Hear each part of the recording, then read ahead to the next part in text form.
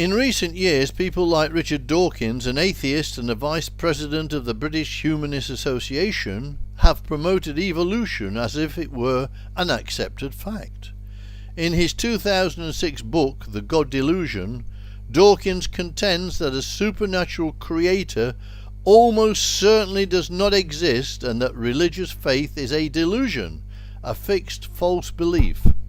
As of January 2010, the English language version had sold more than 2 million copies and had been translated into 31 languages. He is not the only one. Christopher Hitchens was another such writer. His anti-religion book God Is Not Great sold over 500,000 copies. There are many others who promote evolution, but it is a ridiculous theory. And a theory is just that, a theory, which is a supposition or a system of ideas intending to explain something. In spite of such utterances, there are many scientists who are of the opposite persuasion and believe that all that we see just couldn't come into existence all by itself and be orderly and develop as has the universe and the earth. And there are those who believe that God created everything, but that the evolutionary process was all part of that creation. What confusion is there? The Bible is clear about how the heavens and the earth were formed, and then all life, including man. And the thought that an all-powerful God would oversee an evolutionary process is too ridiculous to contemplate for those who trust the veracity of God's word.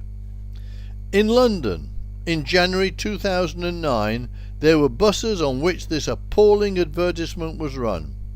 There's probably no God. Now stop worrying and enjoy your life. That's the state that the UK is now in. Is it any wonder we are in such a mess?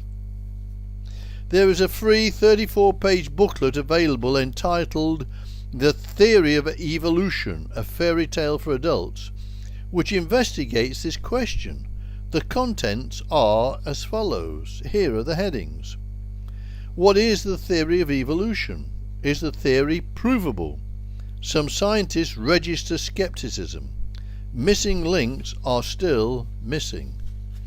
No proof for the basic tenets of evolution. Evolution a fairy tale for grown-ups? Is theistic evolution the answer? The proof of creation. The earth became void and empty. Man created in God's image.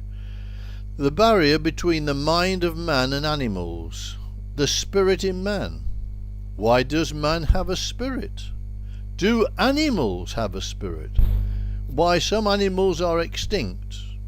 In the beginning, punishment for sin. At the end of the book, these comments are made. If we want to follow God, we must believe what God says, as we pointed out at the beginning of this booklet. And God tells us very clearly in His inspired word, the Bible, that He created the heavens and the earth as well as man. We did not evolve from animals, but man was created directly by God. How accurately the Apostle Paul described the wise and learned of his day who believed the concept of evolution, as we pointed out at the beginning of this booklet. He stated in Romans 1:20 verse 23, For since the creation of the world His, God's invisible attributes are clearly seen, being understood by the things that are made, even His eternal power and Godhead, so that they are without excuse. Professing to be wise, they became fools, and changed the glory of the incorruptible God into an image made like corruptible man and birds and four-footed animals and creeping things. God is saying the same to all of us today. We also are without excuse. If we replace the truth of God and His creation with the ungodly idea of evolution, essentially degrading man as descending from a mollusk, what an insult to mankind, and what blasphemy towards man's creator. You can read this booklet online. Just go to www.globalchurchofgod.co.uk. Then go to literature and then click on the booklet The Theory of Evolution, a Fairy Tale for Adults. However, if you don't have such access, then you can write in for a free copy, which we will happily send to you on request. Just email your name and full postal address to globalcog@eternalgod.org.